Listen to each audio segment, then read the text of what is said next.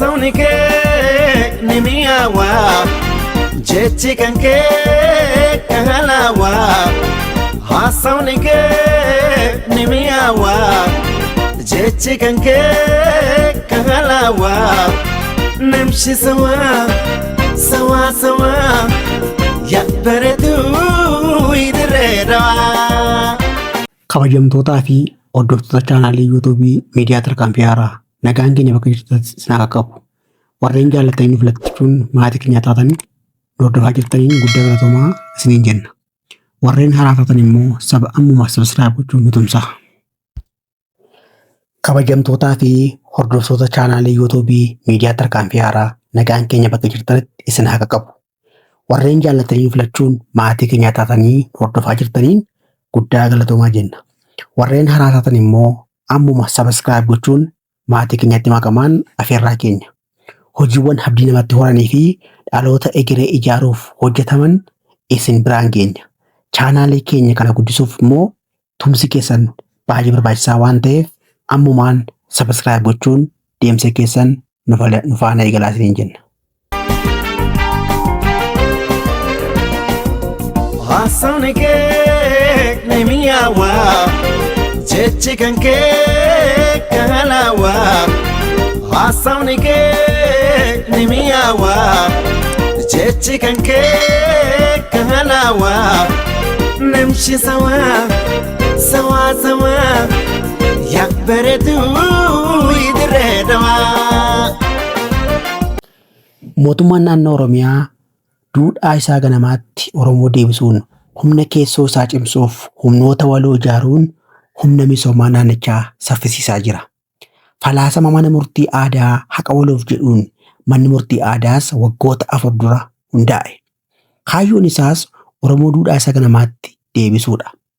Duudhaa ganamaa jechuun safuu beekuu, xiqqaan guddaa kabajuu, sirna gadaa bakka isaatti deebisuu, abbaa gadaa fi haati siinqee dhugaan bakka isaaniif malu akka argatan gochuu fi walumaa gala kakaasobaa fi haqa dhoksuuf hojii hojjetamuu daraan kan cimsuu jechuudha.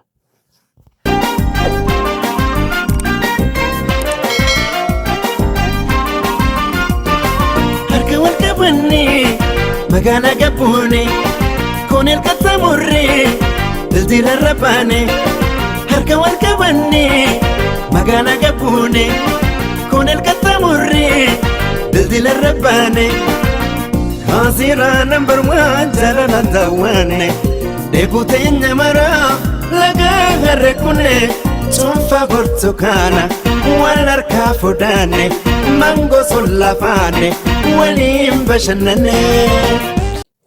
Yeroo ammaas magaalotaa fi gandoota Oromiyaa hunda keessatti manni murtii aadaa hundaa'uun humna guutuun tajaajila haqaa kennaa jira.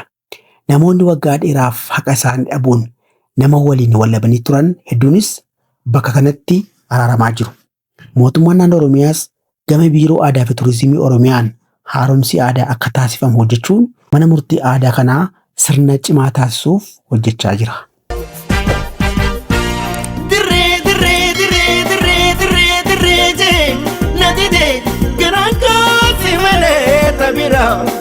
Kosi totuta ya caramella sina miawa akka shankora sinina sawa situna dawa sinina sawa situna dawa sinina sawa ya baretu idrenawa.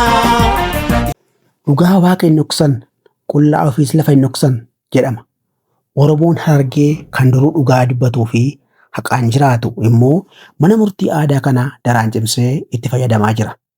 Imala godina Harargee baatti taasifamneen sochii manni murtii aadaa magaalaa Baabbilee irra jiru daawwannee jirra. Wanta abbaan gadaa bakkichatti hojjetu nuuf ibsee viidiyoo itti aanurraa hanga xumuraatti dhaggeeffadhaa.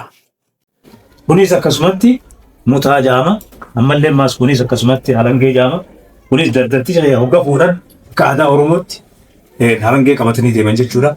Halangee naan qabatin bakka ga'ee naan filatin bakka ga'ee billaa naan hidhatin jechuudha. Kunis ofiin kun hojii deemachuu. Kunis akkasumatti dhalaan hoggaa da'ee dubar haayete dubartoonni mutaa haayeta. Mutaa haayetu san akkasitti gahee gartee ulmaa taa'ee rabbiin ilmooti irratti gartee mutaa naan kaa'in jechuu qabaata. Sunis dardara jechuudha waan dubura jechuudha. Shamarran kanaatiitu filataan jechuudha waan isaanii obba galteeffatan filatanii jechuudha. Intalti xiyyaa bakka naa geessee filaa kanaan naan filatanii jechuudha. Akkasitti booddee keessatti macarrashaa boodaa maal jee kaata irbuun olii naa qabdu irbuun gadii naa qabdu jedha. Irbuun olii kun irbuu gadii kun akka aadaa fayyaa keessatti waan namaatti itti haafatu miti jechuudha. Irbuun olii wooma asii oliiti. Funyaan lamaan, gurra lamaan, ija lamaan, afaan waa toofan qabu. Asii gidduus akkasumatti harka lamaan, miila lamaan, akkasumatti dhaloonni waa torbaatunis akka nanaaruutti akka naaruudha. Irbuus gartee macarrashaadhaa dhiiboon tun ni dachii waraananii lafa dhaabanii aadaa Oromoo keessatti eeboo dhaabdeet mee akka eeboo kana buqqaasetta hahoo keessatti eeboo kana dhaabee buqqaasa jechuudha. Akkaan eeboo kana buqqaasetti jireenya keessa irratti rabbinaa buqqaasu jee haata lammaffaa ni cimsita irra tarkaanfata jechuudha. Hoggaa irra tarkaanfatu sura maal jedha rabbiin akka waraana haarati qafa waraanu humnaa waraana jechuudha haata akkana fakkaata jechuudha. Gawwanni aadaa Oromoodhaa eeboo gawwisoo jedhamu akka rakkaata sabaa kanaanii dalagu jirra. Irra guddaa ilmi namaa waan gabaabaa jechuudha. Wanni namni gabaabbachaa jira bakka haawwata nu gabee tokkuma sana qabaasa malee fitti tokko baare. Ammallee nama haatee bakka sana dhufne nama lamuusidee agarre hin haatu jechuudha. Hooma san dirruma baase. Niin qabatee dhugaa san dirree baasee fahima malee akkallee wanni namni waan kana haafatee deemu jiru jechuudha. Eeboo kana akkamii damee jira? Haafatee. Nama miidhame malee nagarree namoonni sana immoo warra kafatanii miidhaa isaanii irratti nagarree jechuudha. Numaa namni waa irratti himatanii waan jedhu akkoo baasa ammaa tanaa mannaa waan sun numaan godhee jaha godhusu jiru. Numaan kaha dhugee bifa saniin daleeyla figaa kana nu gaanii isa gaafii. Baay'ee gaarii kaa jiggaa galateema amantiin gadaa kennaan sirnaa Oromoo ganamaaf deemsuuf kennitanii. Keessatti filamii haqa Oromoo haqaan kennuuf hojii guddaa hojjetanii ulfina guddaa qabdanidha. Mootummaa naannoo Oromiyaa biraa illee galata guddaa isin eeggachuu barbaada.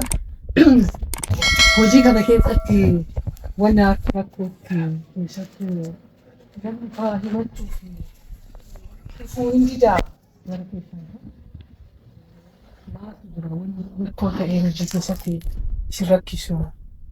Waan gaariidha. Maal amanee dhufuu qaba aadaatu dirqiin hin jirtu. Dirqiin dhufuu qabu mire amanee dhufuu qaba. Murteessuu qaba abbaan gadaa. Labsii seera mootummaa